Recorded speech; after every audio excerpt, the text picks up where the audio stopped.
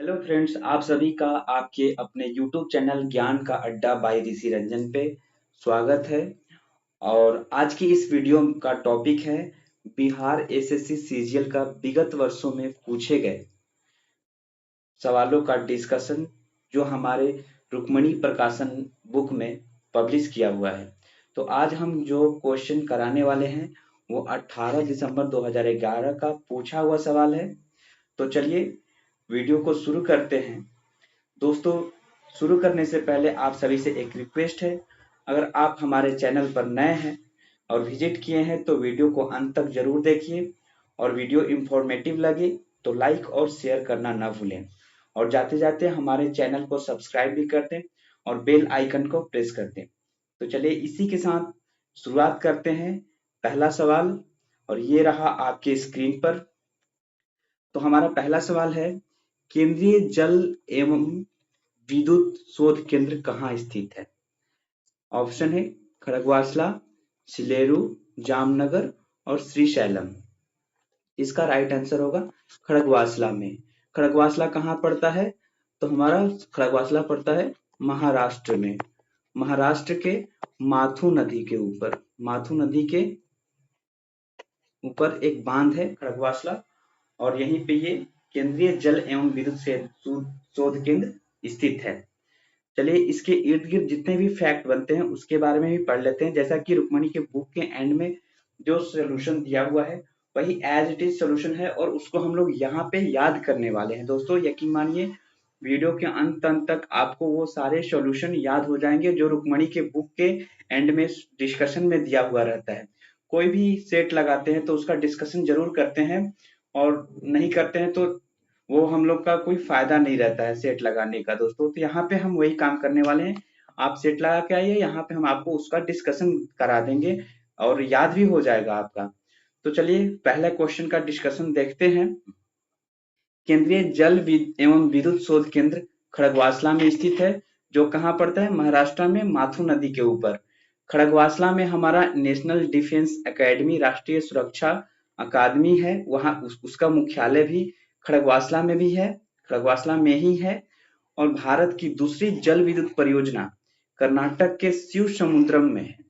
कर्नाटक के शिव समुद्रम में दूसरी जल विद्युत परियोजना है, कर्नाटक के शिव समुद्रम में है। और ये कहाँ पे है शिव समुद्रम? तो शिव समुद्रम है कावेरी नदी के ऊपर है। ठीक है दोस्तों, खड़गवासला कहाँ है? पहला तो याद रखिए महाराष्ट्र में है। वहां पे एनडीए नेशनल डिफेंस एकेडमी का हेडक्वार्टर है, और केंद्रीय जल एवं विद्युत शोध केंद्र खड़गवासला में ही है।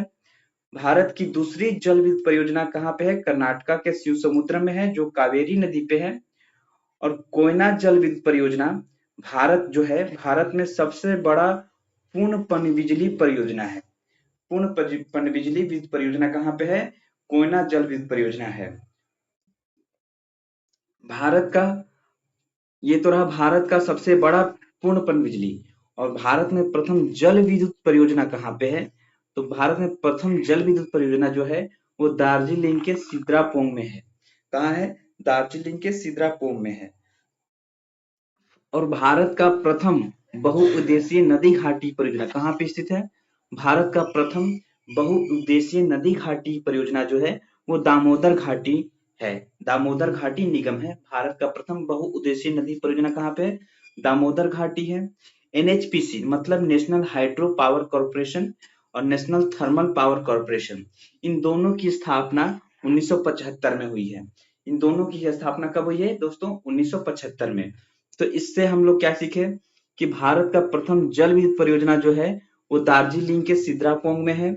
कोयना जल विद्युत परियोजना क्या है? तो भारत में सबसे बड़ा पूर्ण पनबिजली परियोजना विद्युत है। और उसके बाद भारत का प्रथम बहुउद्देशीय नदी घाटी परियोजना कहाँ है? दामोदर घाटी निगम को कहते हैं। एनएचपीसी और एनटीपीसी की स्थापना कब हुई है? 1975 ईस्वी में हुई है। तो चलिए अब इसके बाद हम अपना दूसरा क्वेश्चन है, क्वेश्चन नंबर 2 क्या कह रहा है कि 1857 की क्रांति में निम्नलिखित में से किसे एक मित्र द्वारा धोखा मिला, ब्रिटिश द्वारा पकड़ा गया तथा उसे मार दिया गया? ऑप्शन है नाना साहब, कुंवर सिंह, खान बहादुर खान, तात्या टोपे। तो इसका सही आंसर हो जाएगा मित्रों तात्या टोपे। तात्या टोपे इसका सही आंसर हो जाएगा। आइए 1857 की क्रांति से क्वेश्चन है, तो उससे रिलेटेड कुछ फैक्ट पर के बारे में जानकारी प्राप्त कर लेते हैं। सबसे पहले देखते हैं कि कौन किस किस जगह से किन किन लोगों ने नेतृत्व किया है 1857 की क्रांति का। तो हमारा सबसे पहला जगह आता है बिहार का जगदीशपुर, आरा जो है, आरा क्षेत्र है, वहां से हमारे नेतृत्वकर्ता थे कुंवर सिंह। कौन थे? कुंवर सिंह। कानपुर से कौन थे? तो नाना साहेब तात्या टोपे। और इन्हीं तात्या टोपे को इनके मित्र द्वारा धोखा मिला था, जिसके चलते इसको अंग्रेजों ने पकड़ लिया था। ठीक है, तो कानपुर से तात्या टोपे और नाना साहेब थे। दिल्ली से बहादुर शाह जफर और बख्त खान दिल्ली से थे। लखनऊ से बेगम हजरत महल लखनऊ से थी। ठीक है, इनको बेगम हजरत महल को महक परी के नाम से जाना जाता है। और झांसी से थी रानी लक्ष्मीबाई, और इलाहाबाद से लियाकत अली, फैजाबाद से मौलवी अहमदुल्ला, बरेली से खान बहादुर खान थे। और इन लोगों ने इन जगहों से 1857 की क्रांति का नेतृत्व किए थे इन लोगों ने। और तात्या टोपे का जो नाम था, मूल नाम था रामचंद्र पांडुरंग था। दोस्तों, इनको फांसी की सजा हो गई थी अंग्रेजों ने जब पकड़ लिया था 18 अप्रैल 1859 ईस्वी को। कहाँ पे? शिवपुरी में। और शिवपुरी कहाँ है दोस्त? तो शिवपुरी हमारा मध्य प्रदेश में है। ठीक है, और 18 अप्रैल 1859 ईस्वी को इनको फांसी की सजा हो गई थी तात्या टोपे को। इनका मूल नाम क्या था? रामचंद्र पांडुरंग था। आते हैं क्वेश्चन नंबर 3 पे। क्वेश्चन नंबर 3 में कह रहा है 1929 में किसकी अध्यक्षता में आयोजित हुए भारतीय राष्ट्रीय कांग्रेस के लाहौर अधिवेशन में ब्रिटिश शासन से पूर्व स्वतंत्रता का प्रस्ताव पारित किया गया? ठीक है, ऑप्शन है बाल गंगाधर तिलक, गोपाल कृष्ण गोखले, जवाहरलाल नेहरू और मोतीलाल नेहरू। तो क्वेश्चन हमारा लाहौर अधिवेशन है 1929 का। तो 1929 का लाहौर अधिवेशन की अध्यक्षता किसने किया था? तो जिसने किया होगा वही उसका राइट आंसर होगा। तो हमारा सही आंसर हो जाएगा जवाहरलाल नेहरू। जवाहरलाल नेहरू ने लाहौर अधिवेशन की अध्यक्षता की थी जो 1929 में हुआ था। और इसके बारे में तो कांग्रेस अधिवेशन से रिलेटेड कुछ और अधिवेशन है जो इनके बारे में पढ़ लेते हैं कि जवाहरलाल नेहरू ने की अध्यक्षता 1929 में लाहौर अधिवेशन जो हुई थी वो वहां पे ब्रिटिश शासन से पूर्व स्वतंत्रता प्रस्ताव पारित किया गया था। कब? कभी कभी यही पूछ लेता है क्वेश्चन कि किस अधिवेशन में ब्रिटिश शासन से पूर्व स्वतंत्रता प्रस्ताव पारित किया गया था। तो वो था लाहौर अधिवेशन 1929 का। ठीक है, और उसमें इसी अधिवेशन में पूर्ण स्वराज का लक्ष्य रखा गया था। जवाहरलाल नेहरू के 1929 के अधिवेशन में ही पूर्ण स्वराज का लक्ष्य रखा गया था। और 1928 के में कलकत्ता अधिवेशन हुआ था जिसकी अध्यक्षता मोतीलाल नेहरू ने किया था। 1905 में बनारस अधिवेशन हुआ था जिसकी अध्यक्षता गोपाल कृष्ण गोखले ने किया था। और बाल गंगाधर तिलक ने कभी भी कांग्रेस के अधिवेशन की अध्यक्षता नहीं की थी। ठीक है, उसके बाद 1931 में कराची अधिवेशन हुआ था और इसकी अध्यक्षता सरदार वल्लभ भाई पटेल ने किया था। कराची अधिवेशन 1931 में हुआ था जिसकी अध्यक्षता सरदार वल्लभ भाई पटेल ने किया था। और इसमें मौलिक अधिकार और आर्थिक अधिकार का प्रस्ताव पारित किया गया था। इसमें 1931 के कराची अधिवेशन में। ठीक है दोस्तों, नेक्स्ट क्वेश्चन पे चलते हैं। राज्य के नीति निर्देशक तत्व का कौन सा सिद्धांत महात्मा गांधी के दर्शन से जुड़ा हुआ है? राज्य के नीति निर्देशक तत्व का कौन सा सिद्धांत महात्मा गांधी के दर्शन से जुड़ा हुआ है? ये क्वेश्चन दोस्तों अभी बीपीएससी का जो एग्जाम हुआ था उसमें पूछा हुआ है। उसमें पूछा हुआ था कि कौन सा तत्व नीति निर्देशक तत्व के सिद्धांत जो है महात्मा गांधी के दर्शन से नहीं जुड़ा हुआ है। तो बहुत सारे इसमें है और इसमें आपका ये ऑप्शन, इसका आंसर हो जाएगा ऑप्शन नंबर बी कि ग्राम पंचायतों की स्थापना जो है वो महात्मा गांधी के दर्शन से जुड़ा हुआ है। क्योंकि यहाँ पे जुड़ा हुआ है पूछा, वहां पे नहीं जुड़ा हुआ है। तो वहां पे दिया था ऑप्शन में आपका कि धन का एक समान वितरण था, ऑप्शन में सेम था ये, और धन का एक समान वितरण था। और एक और ऑप्शन था क्या? वो दो ऑप्शन था वो जो कि नहीं जुड़ा हुआ था। ठीक है दोस्तों, तो यहाँ पे इसका आंसर हो जाएगा बी, ग्राम पंचायतों की स्थापना। ये जो है महात्मा गांधी का दर्शन से जुड़ा हुआ है, नीति निर्देशक तत्व का सिद्धांत है ये। ठीक है, इसके अब बात करते हैं नीति निर्देशक तत्व। तो नीति निर्देशक तत्व जो है आपका जो है डीपीएसपी बोलते हैं इसको।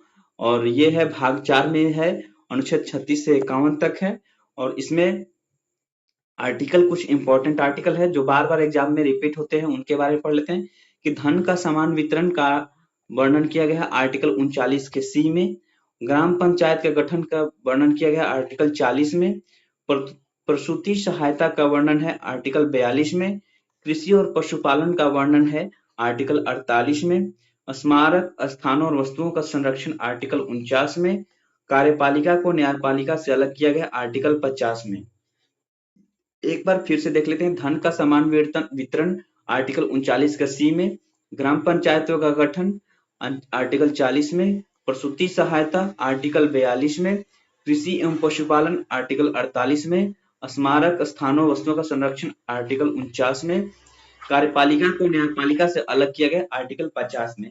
ठीक है, उसके बाद हमारे नेक्स्ट क्वेश्चन है, हड़प्पा सभ्यता संबंधित है किससे? ऑप्शन कांस्य युग सभ्यता, नवपाषाण युग से, पाषाण युग से, लौह युग से। राइट आंसर हो जाएगा कांस्य युग से।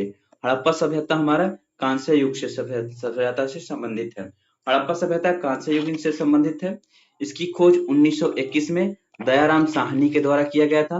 वर्तमान में यह रावी नदी के किनारे पाकिस्तान के सिहलीवाल जिला में है, जो पहले मोंटगोमरी जिला के नाम से जाना जाता था। ठीक है, आते हैं थोड़ा सा हड़प्पा सभ्यता की सीमा के बारे में बात कर लेते हैं कि हड़प्पा सभ्यता की सीमाएं क्या क्या है। ये है नॉर्थ, उत्तरी जो सीमा है जम्मू कश्मीर में मांडा एक स्थान है, वहां पे है जिसमें मांडा है। पूर्वी सीमा में आलमगीरपुर जो कि यूपी मेरठ में पड़ता है। दक्षिणी सीमा महाराष्ट्र में दैमाबाद के पास है। और पश्चिमी सीमा जो है सुतकांगेडोर जो कि बलूचिस्तान में पड़ता है। ठीक है, और मांडा ये है आपका कौन सी नदी है यहाँ पे? मांडा है आपका रावी नदी के तट पे है। और ये जो आलमगीरपुर है जो हिंडन नदी के तट पे है। ठीक है, और उसके बाद दैमाबाद जो है आपका गोदावरी नदी के तट पे है।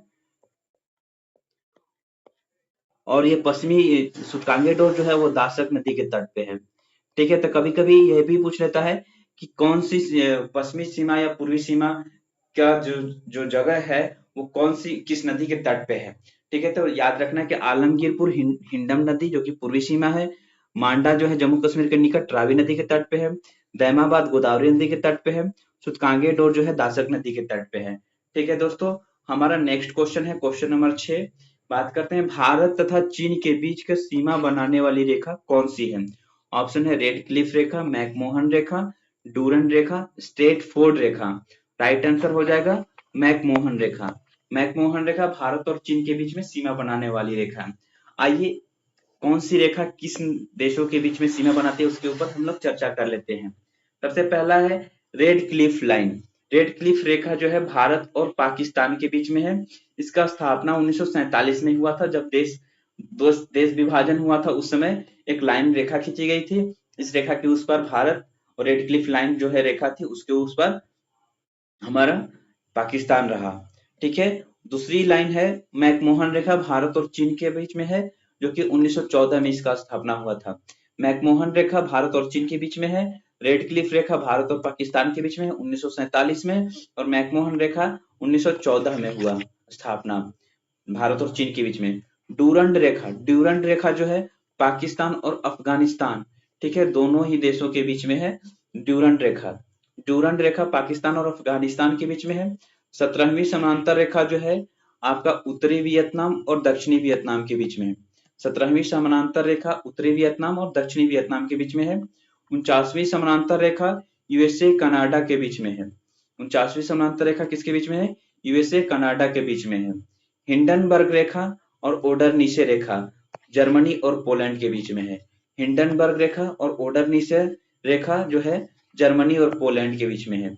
हिंडनबर्ग रेखा और ओडरनीसे रेखा जर्मनी और पोलैंड के बीच में है।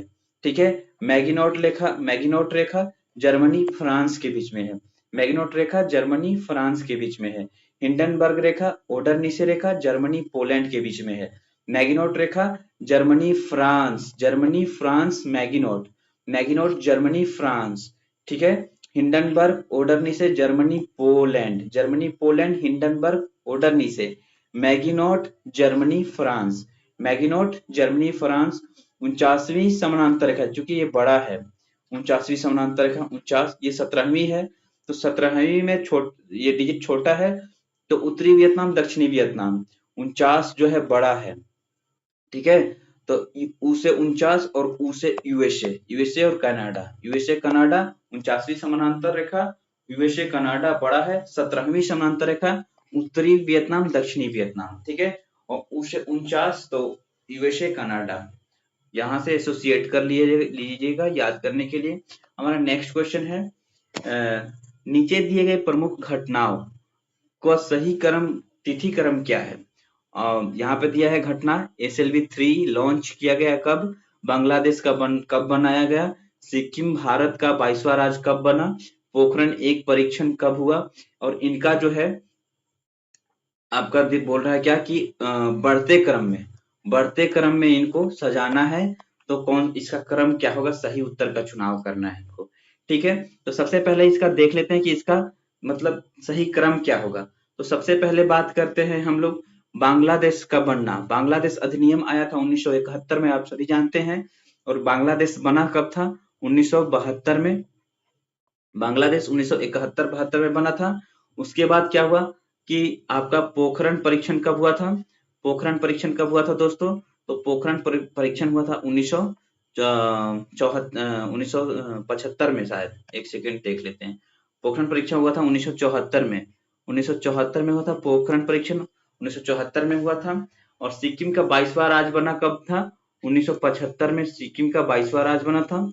और ये के कब हुआ था, SLV3 लॉन्च कब हुआ था, तो ये लॉन्च हुआ था 2001 में। ये कब लॉन्च हुआ था, 2001 में लॉन्च हुआ था, ठीक है। तो यहाँ पे अब देख लीजिए, यहाँ पे भी लिखा हुआ है, मैंने लिख दिया है कि बांग्लादेश कब बना था, अधिनियम कब आया था 1971 में, पोखरण परीक्षण कब हुआ 1974 में, सिक्किम का 22वां राज्य कब बना 1975 में, PSLV3 लॉन्च कब हुआ 2001 में हुआ।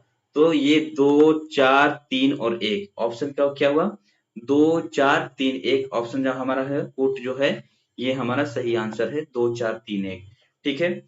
आते हैं एक बार पढ़ लेते हैं कि जो पहले जब बांग्लादेश बनने से पहले इसका जो नाम था पूर्वी पाकिस्तान, बांग्लादेश बनने से पहले इसका नाम क्या था, पूर्वी पाकिस्तान था। जो पश्चिमी पाकिस्तान के तत्कालिक सरकार वहां पे जो थी, उन्होंने इन लोगों पूर्वी पाकिस्तान पे अन्याय किया, उसके विरुद्ध 1971 में भारत ने इसका सहयोग किया पूर्वी पाकिस्तान का। और उसके बाद ये बांग्लादेश बांग्लादेश के रूप में नया उभर कर आया 1971 में।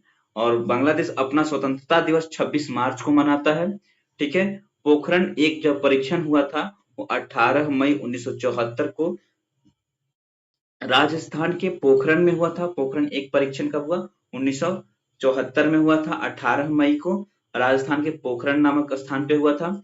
और पोखरण 1 परीक्षण का जो कोड है उसका नाम है स्माइलिंग बुद्धा, मुस्कुराता बुद्धा, हिंदी में बोले तो मुस्कुराता बुद्धा, मुस्कुराता बुद्धा या फिर स्माइलिंग बुद्धा ऐसे भी रहता है, ठीक है। और पोखरण 2 परीक्षण हुआ था कब, 11 और 13 मई 1998। पोखरण 1 का परीक्षण 1974 में हुआ था, पोखरण 2 का परीक्षण 1998 में हुआ था। इसका पोखरण 2 परीक्षण का जो कोड का नाम था क्या, ऑपरेशन शक्ति। पोखरण 2 परीक्षण का जो कोड का नाम क्या था, ऑपरेशन शक्ति। जम्मू और कश्मीर एवं लद्दाख का पुनर्गठन अधिनियम जो कब आया था, तो 31 अक्टूबर 2019 को जम्मू एंड कश्मीर और लद्दाख अलग अलग हो गए थे। कब, 31 अक्टूबर 2019 को, 31 अक्टूबर 2019 को अलग अलग हो गए थे, ठीक है। हमारा नेक्स्ट क्वेश्चन है निम्नलिखित में से किन देशों का समूह से भूमध्य रेखा गुजरती है। ऑप्शन है Brazil, Zambia, Malaysia, Colombia, Kenya तथा इंडोनेशिया, ब्राजील, सूडान तथा मलेशिया, वेनेजुएला, इथियोपिया और इंडोनेशिया, ठीक है। तो इसका सही आंसर हो जाएगा कोलंबिया, केन्या तथा इंडोनेशिया। हमारा सही आंसर होगा कोलंबिया, केन्या, इंडोनेशिया, ऑप्शन भी सही है। चलिए इसको थोड़ा याद कर लेते हैं मैप के जरिए। एक मैंने मैप के जरिए आप लोगों को ये याद करवाने की कोशिश की है। चलिए देखते हैं, ये हमारा यहाँ पे ये मैप का ये वर्ल्ड मैप है और इसका ये लाइन जो है, इसका जो ये लाइन है ये है भूमध्य रेखा, इसको भूमध्य रेखा बोलेंगे। और यहाँ से हमारा ये है हमारा नॉर्थ अमेरिका और ये हमारा है साउथ अमेरिका। ये वाला हिस्सा साउथ अमेरिका है, ये वाला हिस्सा नॉर्थ अमेरिका है और ये हमारा अफ्रीका महादेश है और ये हमारा है ऑस्ट्रेलिया महादेश है और ये है इंडोनेशिया, ठीक है। तो अब याद करते हैं इस हमारा मतलब साउथ अफ्रीका में कौन कौन है, Ecuador, Colombia, Brazil, Ecuador, Colombia, Brazil उसके बाद यहाँ पे देखेंगे तो Somalia, Uganda, Gabon, Congo, Congo गणराज्य, Sao Tome, Kenya. Somalia, Uganda, Gabon, Congo, Congo गणराज्य, साओ टोमे, केन्या। हमारा बीच का अफ्रीका जो महादेश है उसमें कौन कौन कितना देश है? 1 2 3 4 5 6 7। Somalia, Uganda, Gabon, Congo, Congo गणराज्य, केन्या, साओ टोमे। ठीक है। उसके बाद ये हमारा भारत है, भारत के नीचे छोटा सा श्रीलंका है और इसके नीचे मालदीव पड़ता है, तो ये हमारा मालदीव हो गया यहाँ पे। उसके बाद ये इंडोनेशिया, ये वाला एरिया इंडोनेशिया, और यहाँ पे छोटा सा किरीबीत है, यहाँ पे छोटा सा क्या है? किरीबीती है। तो टोटल कितने देश हैं भूमध्य रेखा से होकर गुजरते हैं? तो टोटल 13 देश हैं जो कि भूमध्य रेखा से होकर गुजरते हैं। कौन कौन सा देश है आइए याद करते हैं। एक ट्रिक है हमारे पास कि सीबीआई सो गया काका के कमाई से। ठीक है, सीबीआई एक बार याद कीजिएगा, मेरे साथ बोलिए, सीबीआई सो गया, सो गया काका के कमाई से। सीबीआई सो गया काका के कमाई से। ठीक है, तो अब देख रहे टोटल 13 देख लीजिए, 1 2 3 4 5 6 7 8 9 10 11 12 13 देश है। अब याद करते हैं। सी से कोलंबिया, बी से ब्राजील, आई से कोलंबिया, ब्राजील, इंडोनेशिया, आई से इंडोनेशिया, कोलंबिया, ब्राजील, इंडोनेशिया, सो से सोमालिया, ग से गैबोन, या से युगांडा, या से युगांडा, का से कांगो, फिर का से कांगो गणराज्य, कांगो गणराज्य, फिर के से केन्या, फिर क से किरीबिती, किरीबिती, म से मालदीव, ई से इंडोनेशिया और से सामोटोवे, सामोटोवे, सामोटोवे। देखिए कोलंबिया, ब्राजील, ये है आपका आई से आई से क्या है? इक्वाडोर, आई से क्या है? इक्वाडोर। देखिए सी से कोलंबिया, ब्राजील, इक्वाडोर, सो से Somalia, Gabon, Uganda, Congo, Congo गणराज्य, केन्या, का से किरीबिती, म से मालदीव, ई से इंडोनेशिया, सा से सामोटोमे। तो याद रखिएगा ये ट्रिक, सीबीआई सो गया काका की कमाई से, इतने राज्यों से होकर भूमध्य रेखा हमारी गुजरती है। भूमध्य रेखा विषुवत रेखा पर 21 मार्च और 23 सितंबर को दिन रात बराबर होती है। भूमध्य रेखा विषुवत रेखा पर 21 मार्च तथा 23 सितंबर को दिन और रात दोनों बराबर होती है।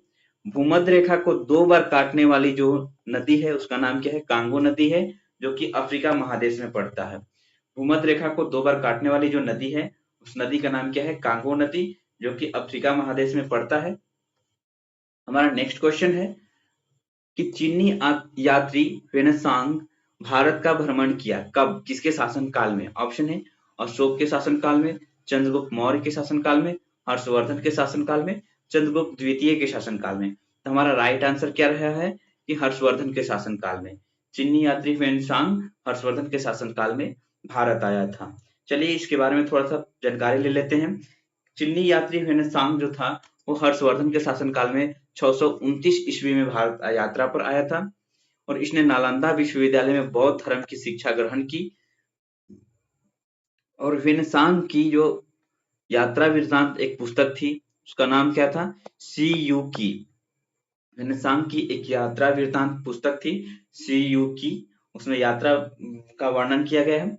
और बिंदुसार जो था उसके दरबार में कौन आया था? डायोनीशियस। कौन आया था? डायोनीशियस। कौन आया था? डायोनीशियस।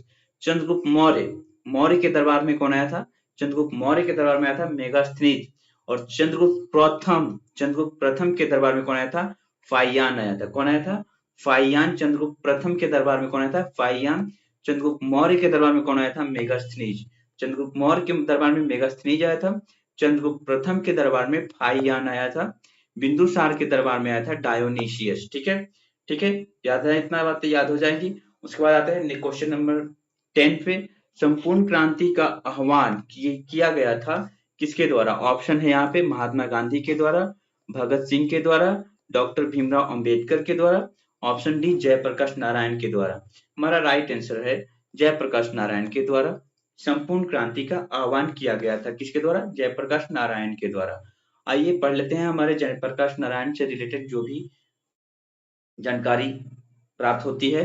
यहाँ पे हम लोग देखते हैं क्या लिखा है। सबसे पहली बात है, संपूर्ण क्रांति का आह्वान किया था कौन? जयप्रकाश नारायण ने किया था। कहाँ से? पटना के ऐतिहासिक गांधी मैदान में जयप्रकाश नारायण ने संपूर्ण क्रांति का आह्वान किया था। कब किया था भाई? तो 5 जून 1974। डेट याद रखिएगा। कभी कभी पूछता है कि संपूर्ण क्रांति कब हुआ था। ठीक है, शुरुआत कब हुआ था, संपूर्ण क्रांति की शुरुआत कब हुआ था? तो 5 जून 1974। कब हुआ था? 5 जून 1974 में हुआ था। ठीक है, यहाँ पे एक लाइन लिखा हुआ है, जयप्रकाश नारायण ने 1970 के दशक में इंदिरा गांधी को पदच्युत करने के लिए आंदोलन चलाया था। ये 1974 में हुआ था ना, 1970 के दशक में। तो याद रखिए, 70 के दशक में इंदिरा गांधी को पदच्युत करने के लिए संपूर्ण क्रांति का आह्वान किया गया था। कब किया गया था? 1974 में, 5 जून 1974 को हुआ था। उन्होंने 1950 में एक योजना लाया था, सर्वोदय योजना। जयप्रकाश नारायण ने 1950 में एक योजना लाया था। कौन सी योजना? सर्वोदय योजना की शुरुआत किया था। बात करते हैं, जयप्रकाश नारायण का जन्म बिहार के सिताब दियारा में हुआ था 1902 ईस्वी में। 11 अक्टूबर 1902 ईस्वी को बिहार के सिताब दियारा में जन्म हुआ था। इन्हें लोकनायक के नाम से जाना जाता है। ठीक है, मरणोपरांत उन्हें 1999 ईस्वी में भारत रत्न से सम्मानित किया गया था जयप्रकाश नारायण को। जयप्रकाश नारायण ने 1934 ईस्वी में कांग्रेस सोशलिस्ट पार्टी की स्थापना की थी। कांग्रेस सोशलिस्ट पार्टी की स्थापना 1934 में किया था इन्होंने।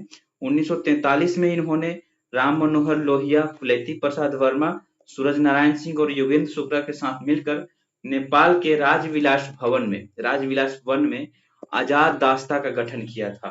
ठीक है, जयप्रकाश नारायण ने 1943 ईस्वी में आजाद दास्ता का गठन किया था। कहाँ पे किया था? तो नेपाल में किया था आजाद दास्ता का गठन 1943। और यहाँ पे डेट चेंज हो गया है, 1943 से 1934 में कांग्रेस सोशलिस्ट पार्टी की स्थापना जयप्रकाश नारायण ने किया। उन्हें लोकनायक के नाम से जाना जाता है। और 1950 में इन्होंने सर्वोदय योजना शुरू किया था। ठीक है, और 1974 में इन्होंने संपूर्ण क्रांति का आह्वान किया था। ठीक है, महात्मा गांधी के द्वारा क्या किया गया था? चंपारण सत्याग्रह, असहयोग आंदोलन, सविनय अवज्ञा आंदोलन, भारत छोड़ो आंदोलन, ये सब महात्मा गांधी के द्वारा किया गया था। ठीक है, और इनका निधन जो हुआ था कब? 1979 ईस्वी में पटना में हुआ था। हमारा नेक्स्ट क्वेश्चन है, विंग्स ऑफ फायर के लेखक कौन है? एपीजे अब्दुल कलाम, अरुंधति राय, जवाहरलाल नेहरू और राजीव गांधी। हमारा राइट आंसर क्या हो जाएगा? Option number A, APJ Abdul Kalam wings of fire के लेखक है। APJ Abdul Kalam wings of fire के लेखक हैं। ठीक है, एपीजे अब्दुल कलाम की हमारी अन्य जो रचनाएं हैं उनमें इंपॉर्टेंट क्या क्या है यह देख लेते हैं। बार बार एग्जाम में पूछने वाला, बार बार पूछता है, इग्नाइटेड माइंड्स। इग्नाइटेड माइंड्स के लेखक कौन है? एपीजे अब्दुल कलाम। ठीक है, You were born to blossom. You were born to blossom. Take my journey beyond. Turning point, a journey through challenges. ठीक ना, turning point, a journey through challenges. APJ Abdul Kalam की ये भी इंपॉर्टेंट रचना है। Turning point, a journey through challenges, you are born to blossom, take my journey beyond, ये भी एक इंपॉर्टेंट रचना है जो कि एपीजे अब्दुल कलाम के द्वारा लिखी गई पुस्तक है। India 2020 a vision for the new millennium. ठीक है, India 2020 a vision for the new millennium. India my dream, India my dream. ठीक है, ये सभी किसके द्वारा लिखी गई पुस्तक है? एपीजे अब्दुल कलाम के द्वारा। पहला है इग्नाइटेड माइंड, दूसरा you are born to blossom, take my journey beyond, तीसरा turning point, a journey through challenges, India 2020 vision for the millennium, फिर इंडिया माई ड्रीम्स। ठीक है, उसके बाद देखते हैं जवाहरलाल नेहरू की रचनाएं कौन से? Glimpse of the world history, glimpses of the world history, मेरी कहानी, discovery of India, Jawaharlal Nehru की रचना है। A bunch of old letters, a bunch of old letters, ये भी जवाहरलाल नेहरू की रचना है। अब आते हैं the god of small things, the ministry of outermost happiness. ठीक है, ये रचना है किसकी? अरुंधति राय की। The god of small things, अगर आप एग्जाम दिए होंगे तो उसमें बहुत सारा देखे होंगे, बहुत बार ये पूछता है। The god of small things, Arundhati Roy. The god of small things, Arundhati Roy. और वह ये भी पूछता है डिस्कवरी ऑफ इंडिया किसकी है रचना? तो Jawaharlal Nehru discovery of India, glimpses of world history, ये भी जवाहरलाल नेहरू की ही रचना है। हमारा नेक्स्ट क्वेश्चन है, भाखड़ा नांगल बांध स्थित है कहाँ पे? रावी नदी पे, सतलज पे, चिनाब पे, गंगा नदी पे। हमारा राइट आंसर होगा सतलज नदी पे। भाखड़ा नांगल बांध सतलज नदी पे स्थित है।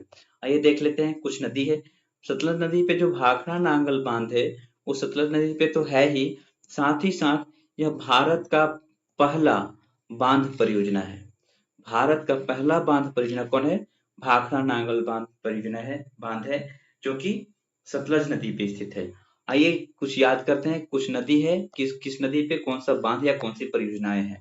ठीक है, रावी नदी पे कौन सी बांध है? रंजीत सागर बांध और थीन बांध। रावी नदी पर है रंजीत सागर बांध और थीन बांध।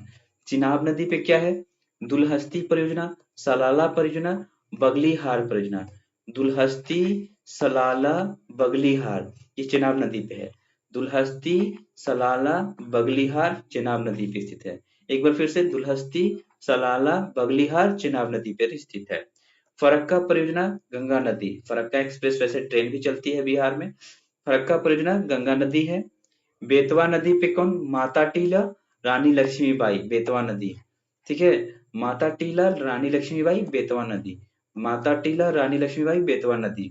नेक्स्ट है ताप्ती नदी पे कौन कौन है? उकाई परियोजना है, काकरापारा परियोजना। उकाई परियोजना, काकरापारा परियोजना ताप्ती नदी पे है। महानदी पे है हीराकुंड। हीराकुंड बांध कहाँ पे है? महानदी पे है। महानदी पे कौन से है? हीराकुंड है। ठीक है, उसके बाद नेक्स्ट क्वेश्चन देखते हैं। कलहड़ द्वारा रचित राजतरंगिणी में वर्णन है किसका? गीता का रहस्य संग्रह, कश्मीर का इतिहास, चंद्रगुप्त शासन के बारे में, इनमें से कोई नहीं। राइट आंसर क्या हो जाएगा? कश्मीर का इतिहास। कश्मीर का इतिहास जो है राजतरंगिणी में कश्मीर का इतिहास का वर्णन है, जो कि लिखा हुआ है किसके द्वारा? कलहड़ के द्वारा। कलहड़ द्वारा एक रचना है जिसका नाम है राजतरंगिणी, उसमें कश्मीर के इतिहास के बारे में वर्णन किया गया है। कलहड़ ने इसको किस भाषा में लिखा है? संस्कृत भाषा में लिखा है राजतरंगिणी। ठीक है, उसके बाद चंद्रगुप्त के शासनकाल के बारे में, चंद्रगुप्त के शासन के बारे में, चंद्रगुप्त मौर्य के शासन के बारे में एक पुस्तक लिखी गई, अर्थशास्त्र। ठीक है, जिसके लेखक कौन है? कौटिल्य, विष्णुगुप्त या चाणक्य। इनको तीन नाम से जाना जाता है, तीनों नाम एक ही व्यक्ति के हैं, कौटिल्य, विष्णुगुप्त या चाणक्य। इन तीनों ये एक ही व्यक्ति का नाम है, ये तीनों एक ही व्यक्ति का नाम है, सिंगल पर्सन का नाम है ये। ठीक है, और इनके द्वारा ये बुक लिखी गई है अर्थशास्त्र, या फिर उसको कौटिल्य बोलिए या फिर विष्णुगुप्त बोलिए या फिर चाणक्य बोलिए। ज्यादातर चाणक्य लोग मतलब एग्जाम में पूछता है, ज्यादातर चाणक्य या फिर विष्णुगुप्त आता है। तो अर्थशास्त्र के लेखक कौन है? चाणक्य। जिसमें किसके बारे में वर्णन है? चंद्रगुप्त मौर्य के शासनकाल के बारे में वर्णन है। तो मौर्य युगीन ज्ञान मिलता है। राजतरंगिणी जो है भारत का पहला ऐतिहासिक ग्रंथ कौन है? तो राजतरंगिणी है। नेक्स्ट क्वेश्चन हमारा, राजा राम मोहन राय संस्थापक है। राजा राम मोहन राय संस्थापक हैं किसके? ऑप्शन है आर्य समाज का, ब्रह्म समाज का, रामकृष्ण मिशन का, प्रार्थना समाज का। तो हमारा राइट आंसर होगा ब्रह्म समाज का संस्थापक कौन है? राजा राम मोहन राय है। आइए देख लेते हैं, राजा राम मोहन राय जो है ब्रह्म समाज के संस्थापक हैं। ठीक है, अब यहाँ पे हम कुछ सभा या समाज है जिसके संस्थापक इधर दिए हैं ग्रीन कलर से, तो उसके बारे में पढ़ लेते हैं कि आत्मीय सभा जिसकी स्थापना 1815 में की जाती है, और वेदांता कॉलेज जिसकी स्थापना 1825 में की जाती है। 1815 और 1825, देखिए 10 साल का फासला है। आत्मीय सभा की स्थापना 1815 में, वेदांता कॉलेज की स्थापना 1825 में। ठीक है, 10 साल का फासला है, और दोनों का ही स्थापना किसने किया है? राजा राम मोहन राय। आत्मीय सभा 1815, वेदांता कॉलेज 1825, दोनों की स्थापना के बारे में पूछा जाए किसने किया है, तो राजा राम मोहन राय के द्वारा किया गया। आर्य समाज की स्थापना 1875 में किया गया है, किसके द्वारा किया गया है? स्वामी दयानंद सरस्वती के द्वारा किया गया। आर्य समाज की स्थापना 1875 में स्वामी दयानंद सरस्वती के द्वारा किया गया। प्रार्थना समाज की स्थापना 1867 में किया गया है, इसकी स्थापना आत्माराम पांडुरंग के द्वारा किया गया है। रामकृष्ण मिशन की स्थापना 1897 में किया गया है, स्वामी विवेकानंद के द्वारा। किसके द्वारा? स्वामी विवेकानंद के द्वारा रामकृष्ण मिशन की स्थापना किया गया है। और स्वामी विवेकानंद के गुरु का नाम क्या है? रामकृष्ण मिशन, रामकृष्ण परमहंस इनके गुरु का नाम है, और उन्हीं के नाम पे ये स्थापना किया है। इन्होंने एक रामकृष्ण मिशन की स्थापना किया है। इनके गुरु के नाम था, चूंकि रामकृष्ण परमहंस नाम था, उन्हीं के नाम पे स्वामी विवेकानंद ने 1897 ईस्वी में रामकृष्ण मिशन की स्थापना किया है। वेद समाज 1864 में स्थापना किसने किया है? केशव चंद्र सेन और के श्रीधरलू नायडू। ठीक ना, एक बार देख लेते हैं फिर से। आत्मीय सभा वेदांता कॉलेज 1815 1825 राजा राम मोहन राय। आर्य समाज 1875 स्वामी दयानंद सरस्वती। आर्य समाज की स्थापना स्वामी दयानंद सरस्वती। प्रार्थना समाज आत्माराम पांडुरंग। रामकृष्ण मिशन स्वामी विवेकानंद। वेद समाज केशव चंद्र सेन श्रीधरलू नायडू। हमारा नेक्स्ट क्वेश्चन है मैग्नोट रेखा। देखिए एक ही सेट में 2 क्वेश्चन पूछ दिया है। बिहार एसएससी फेवरेट है ये सब क्वेश्चन उसका, तो ये स्टैटिक ज्यादा पूछता है। मैग्नोट लाइन किन देशों के मध्य स्थित है? मैग्नोट लाइन किन देशों के मध्य स्थित है? नामीबिया, अंगोला, यूएसए और कनाडा, फ्रांस और जर्मनी, जर्मनी और पोलैंड। याद कीजिए हमने 3 चीज पढ़ाया था, थोड़ा सा दिमाग पे जोर डालिएगा। तो जर्मनी और फ्रांस और Germany, Germany France Maginot, Germany France हमने याद करवाया। Germany France Maginot line Germany France के बीच में है। ठीक है, एक बार फिर से देख लेते हैं उसी सीमा रेखा कौन कौन से। रेड क्लिफ लाइन किसके बीच में? भारत पाकिस्तान 1947 ईस्वी में। मैकमोहन रेखा भारत और चीन 1914 ईस्वी में। डूरन रेखा भारत और अफगानिस्तान के बीच में डूरन रेखा है। 17वीं समांतर चूंकि छोटा है, डेट छोटा 17वीं है, तो उत्तरी वियतनाम दक्षिणी वियतनाम। 49वीं समांतर डेट बड़ा ऊ से 49 और ऊ से यूएसए, यूएसए कनाडा के बीच में 49वीं समांतर रेखा यूएसए कनाडा। ठीक है, हिंडनबर्ग रेखा ओडर नीचे रेखा जर्मनी और पोलैंड। हिंडनबर्ग रेखा ओडर नीचे रेखा जर्मनी पोलैंड। मैग्नोट रेखा जर्मनी फ्रांस, मैग्नोट रेखा जर्मनी फ्रांस। ठीक है, हमारा नेक्स्ट क्वेश्चन क्या है? सतलज नदी का उद्गम है, सतलज नदी का उद्गम कहाँ है? ऑप्शन भारत में, चीन में, पाकिस्तान में, इनमें से कोई नहीं। हमारा सही आंसर होगा चीन में। सतलज नदी का उद्गम स्थल कहाँ पे है? चीन में है। आइए देख लेते हैं। चीन में जो है तिब्बत, चीन में तिब्बत में स्थित है सतलज नदी का उद्गम। ठीक है, ये तिब्बत के मानसरोवर झील के पास, मानसरोवर झील के पास पास एक राकसताल झील है, राकसताल झील है, वहां से निकलती है सतलज नदी। मानसरोवर झील के पास राकसताल झील है, वहां से सतलज नदी का उद्गम होता है, जो आकर के आगे चल के चेनाब में मिलती है और दोनों नदियां मिलकर पंचनद का निर्माण करती हैं। सतलज नदी और चेनाब नदी दोनों मिलकर पंचनद का निर्माण करती हैं मिलने के बाद, आपस में मिलने के बाद। सतलज नदी का उद्गम तो चीन में होता है, मानसरोवर झील के पास राकसताल से, आगे चल गए चेनाब में मिल जाती है और मिलने के बाद यह पंचनद का निर्माण करती है। सतलज नदी पे सबसे पहला हमारा परियोजना है, बांध परियोजना है भारत का, भाखड़ा नांगल परियोजना है। शिवालिक पर्वत श्रृंखला को काटते हुए पंजाब में आती है ये सतलज नदी। सिंधु नदी का उद्गम स्थल भी चीन में है, तिब्बत के मानसरोवर झील के पास। साइनोख्याबाग नामक ये हिमनद से निकलती है, वो राकसताल झील से सतलज नदी निकलती है, और सिंधु नदी साइनोख्याबाब नामक हिमनद से निकलती है। क्योंकि दोनों का उद्गम चीन के तिब्बत के मानसरोवर झील के पास से ही है, लेकिन ये साइनोख्याबाब हिमनद है और वो क्या है? झील से है।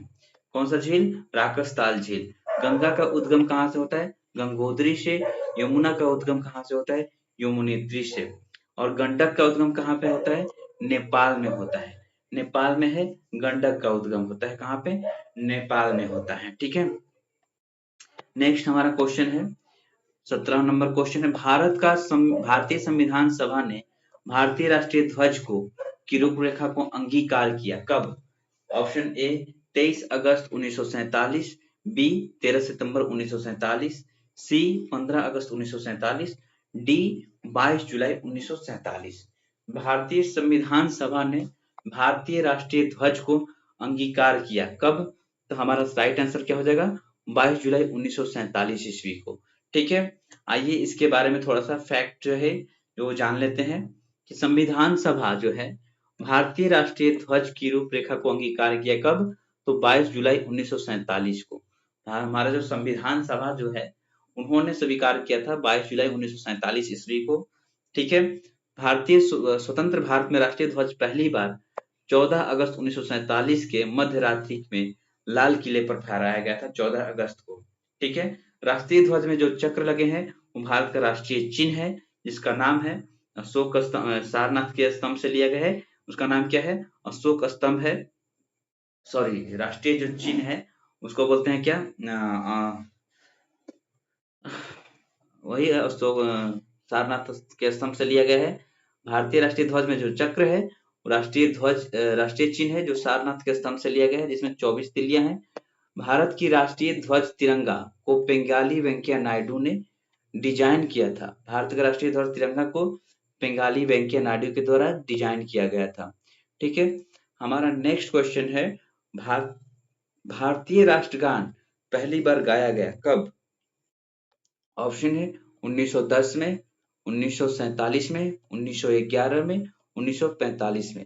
Right answer option number B, 1911 में भारतीय राष्ट्रीय गान को पहली बार गाया गया था।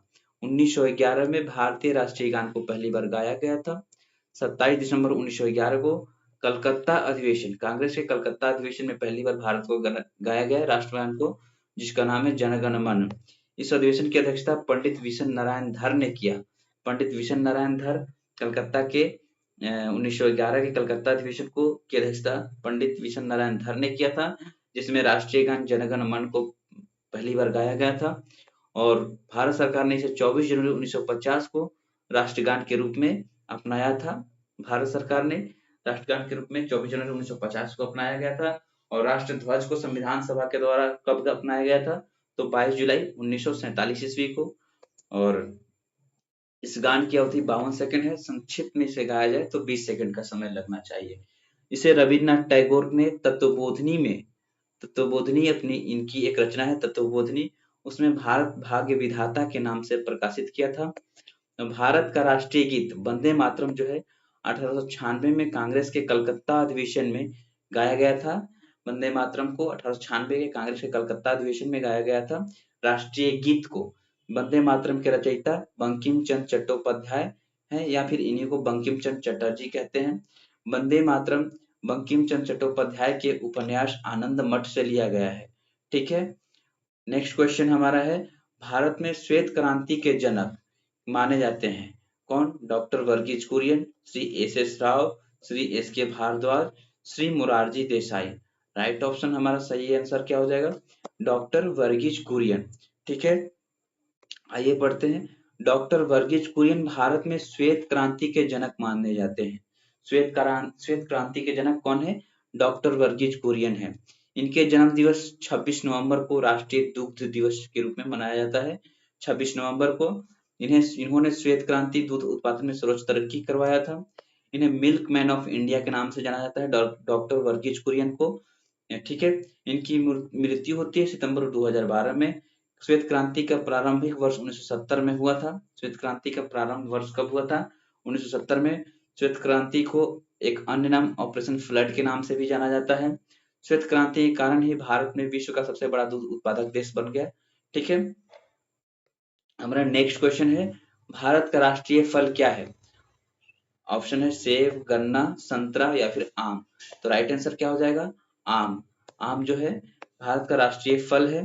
अब अन्य तथ्य, राष्ट्रीय तथ्य संबंधित जो है, भारत से संबंधित जो अन्य राष्ट्रीय तथ्य है उसके बारे में जानते हैं कि राष्ट्रीय मिठाई क्या है भाई? तो जिलेबी। राष्ट्रीय फूल क्या है? कमल। इसका वैज्ञानिक नाम नीलम्बियन न्यूसीफेरा। कमल का वैज्ञानिक नाम क्या है? नीलम्बियन न्यूसीफेरा। कमल, नीलम्बियन न्यूसीफेरा। राष्ट्रीय वृक्ष क्या है?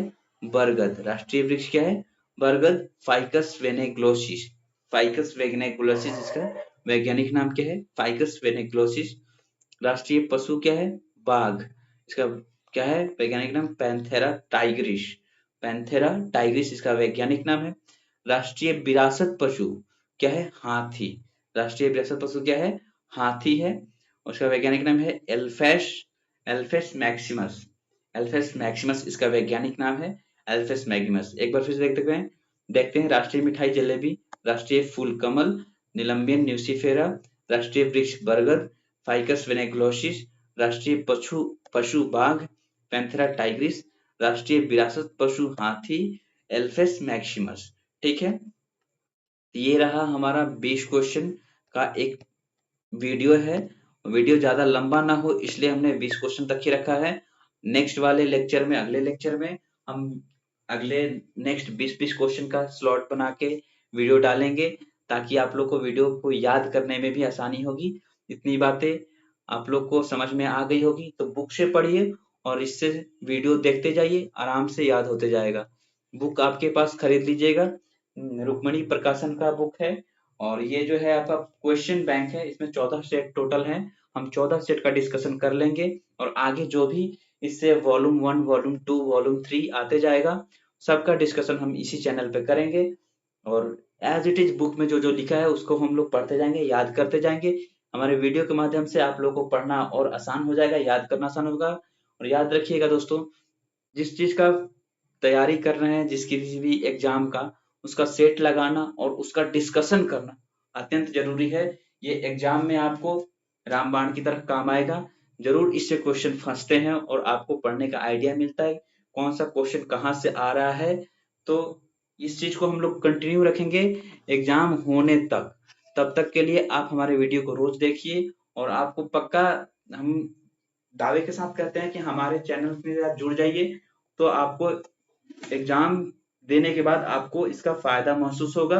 और हमारे वीडियो को प्लीज लाइक कीजिएगा और हमारे चैनल को सब्सक्राइब करिएगा जरूर दोस्तों, ताकि और अपने लोगों के पास शेयर भी कीजिएगा अपने पढ़ने वाले दोस्तों के साथ, ताकि उन लोगों को भी इस चीज के बारे में पता चले।